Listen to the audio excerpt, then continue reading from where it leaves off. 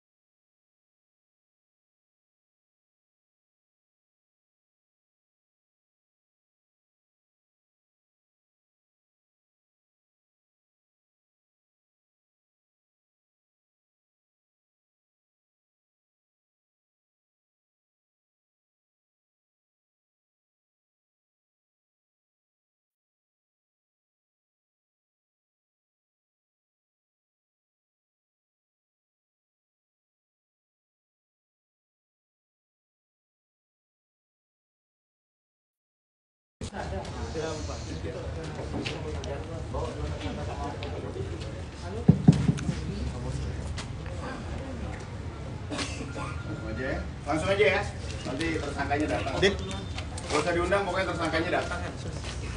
Baik, assalamualaikum warahmatullahi wabarakatuh. Selamat sore, salam sejahtera untuk kita semua. Yang saya hormati dan saya banggakan teman-teman media dari Kabupaten Rulawan.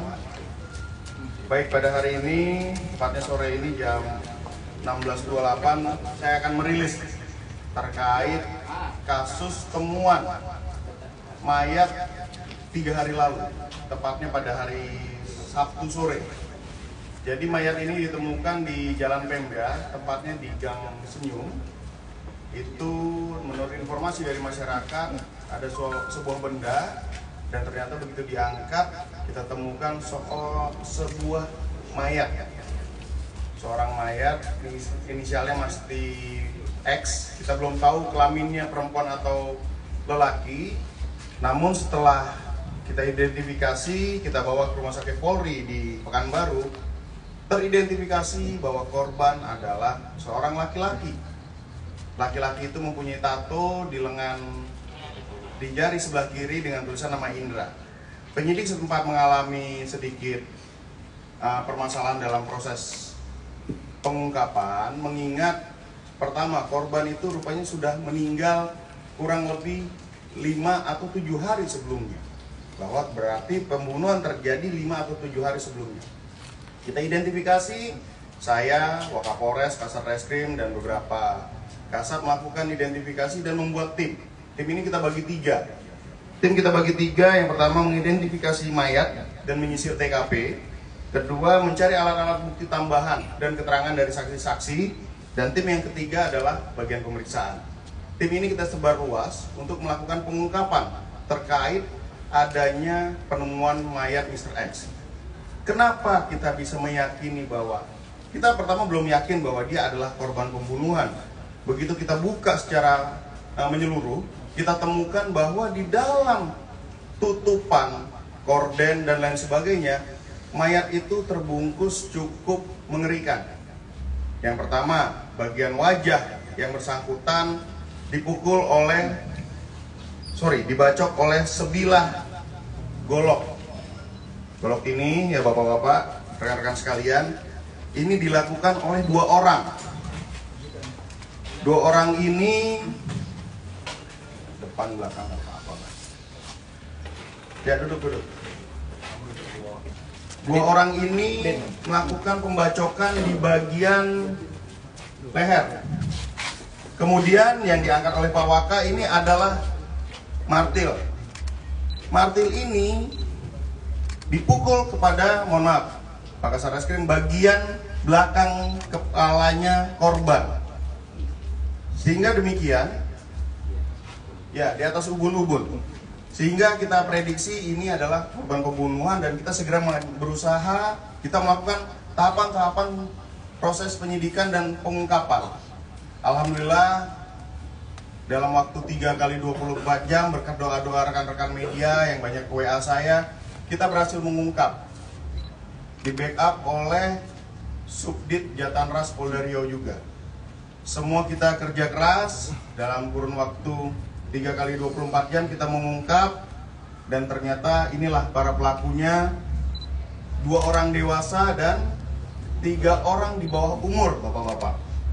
Yang bersangkutan ini inisialnya adalah YB, umur 36 tahun. Ini merupakan intelektual atau bahasa hukumnya Don Plager ya. Dialah yang memerintahkan para orang-orang ini untuk melakukan. Mungkin rekan-rekan media bertanya, kenapa dia melakukan hal ini? Karena yang bersangkutan berebut terkait penjualan keuntungan sepeda. Yang keuntungan itu akan dibelikan untuk narkotika. Ya, betul ya. Jadi untuk dibelikan narkotika, kemungkinan ada lagi tersangka berikutnya adalah RZ, umur 14 tahun. Saat ini kami belum mengeluarkan karena masih dalam pemeriksaan Bapas. Karena untuk anak itu kita harus dalam perlindungan Bapas. Untuk kemudian RD, 14 tahun. Terus EP, umur 21. Inilah EP. Dia adalah pemilik kendaraan dan supir yang membawa korban untuk dibuang di rawa di Jalan Gang Senyum. Yang berikutnya adalah PJ, umur 13 tahun. Rekan-rekan sekalian, tanpa kita sadari, dari semua orang pelaku ini, ya, dari 5 orang pelaku hanya 1 yang negatif narkoba, yaitu inisial PJ yang baru umur 13 tahun. Sisanya adalah pengguna narkoba aktif. Jadi awal muasalnya, kronologinya ini, mereka sepertinya sudah merencanakan menjemput korban atas nama Indra. Indra ini dijemput sekitar kurang lebih hari Minggu itu jam 10 pagi, menggunakan kendaraan termonitor oleh tim kita. Mulai terlihat pergerakan mulai dari CCTV. Di situ kita runut satu persatu perjalanannya, akhirnya sampai di sebuah tempat di daerah itu disebut Karakara ya, Seminai, di Seminai. Dari situ kita kembangkan lagi, kita amankanlah mereka ini semua di Seminai, kita tangkap karena runutan dari awal pergerakannya mereka. Lalu baru terungkap perannya masing-masing atas perintah yang bersangkutan, karena sudah direncanakan untuk dilakukan pembunuhan ini, mengingat korban atas nama Indra ini termasuk anak yang ngeyel rupanya. Jadi di antara gengnya mereka, anak ini suka melawan yang bersangkutan. Pokoknya dikasih tahu temannya begini dia nggak mau. Ibarat bagi-bagi hasil tapi tidak sesuai pendapatan lah. Nah, inilah yang menyebabkan mereka melakukan pembunuhan, dan pelaku pembunuhan itu dilakukan di dalam kamar mandi. Tepatnya di kamar mandi. Besok kita akan melakukan rekonstruksi. Kita akan lakukan rekonstruksi, jadi segera kita akan angkat berkas ini untuk menuju persidangan. Jadi alhamdulillah, berkat doa rekan-rekan warga Pelalawan, ini akan kita jadikan contoh. Tidak boleh ada yang melakukan tindak pidana, termasuk kita akan cepat aktif untuk melakukan pengungkapan-pengungkapan di bidang narkotika, narkoba. Karena kenapa? Ini udah jadi musuh bersama. Kita bisa lihat dampak dari narkoba, akhirnya teman sendiri pun dibunuh. Tolong rekan-rekan ingatkan ke semuanya untuk menjauhi dari narkoba. Saya rasa itu dari saya. Mungkin ada yang ingin ditanyakan terkait perkara ini? Pasal yang dikenakan, kan? Baik, pasal yang dikenakan adalah 338 KUHP dengan ancaman pidana 15 tahun. Karena kita sudah bisa menebak begitu mayat sebelum dibuka, karena ini dibungkus dengan korden, dan wajah itu dibungkus kurang lebih plastik itu 6. Kenapa 6? Mungkin alibinya darah begitu dipukul menetes, dia bungkus lagi sampai semua tertutup, dibungkus dengan karung goni. Begitu dengan karung goni ditutup dengan korden. Nah, dari situ mulai terlihat bahwa yang mayatnya pun dalam kondisi diikat di dalam dibungkus, kemudian bungkusan diikat lagi.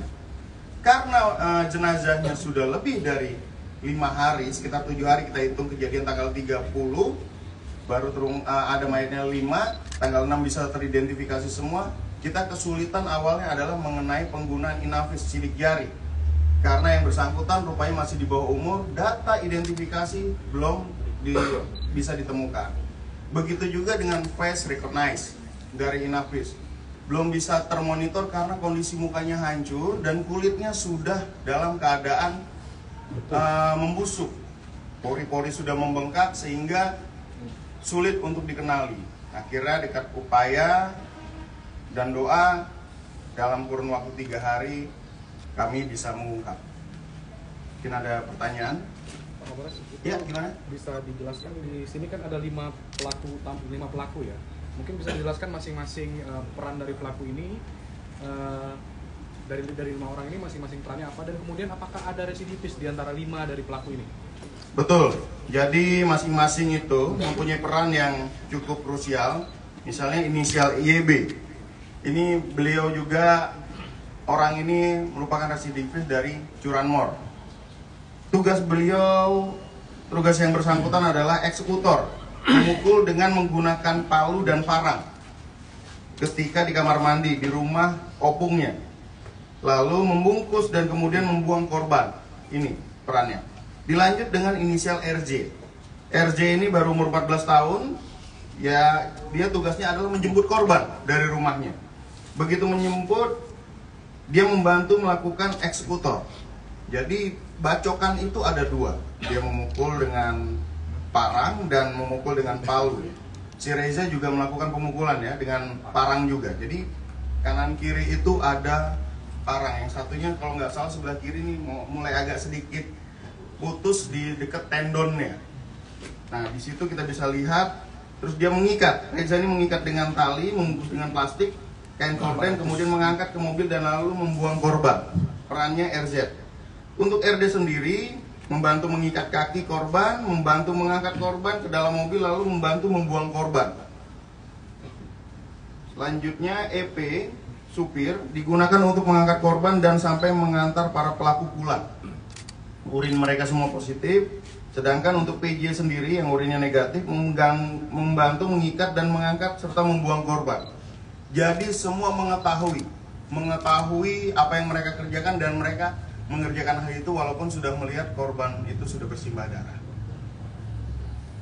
Saya rasa cukup ya. Demikian rilis dari kami. Kami mohon dukungan rekan-rekan media dan masyarakat dari Pelalawan untuk kiranya menjauhi dari narkoba. Ada informasi sekecil apapun tentang kejahatan, silakan komunikasi dengan website kami, aplikasi kami yang sudah kami siapkan. Demikian rilis hari ini. Wabillahi taufiq wal hidayah. Wassalamualaikum warahmatullahi wabarakatuh. Diangkat BB-nya. Oh, pikir diangkat AKBP-nya. Lengkap apanya? Oh, Izinan. sebenarnya masih ada baju ya, cuman bajunya belum kering nih, mohon maaf, jadi agak bau. 1, 2, 3. Oke, Dan. Oke. Sip.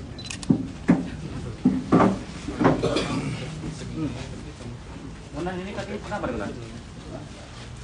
Itu Kenapa aku? kenapa aku dia? Lawan. Aku padas ya Dan ya. Kadang kan efek jerah itu harus, karena dia melawan. Depan.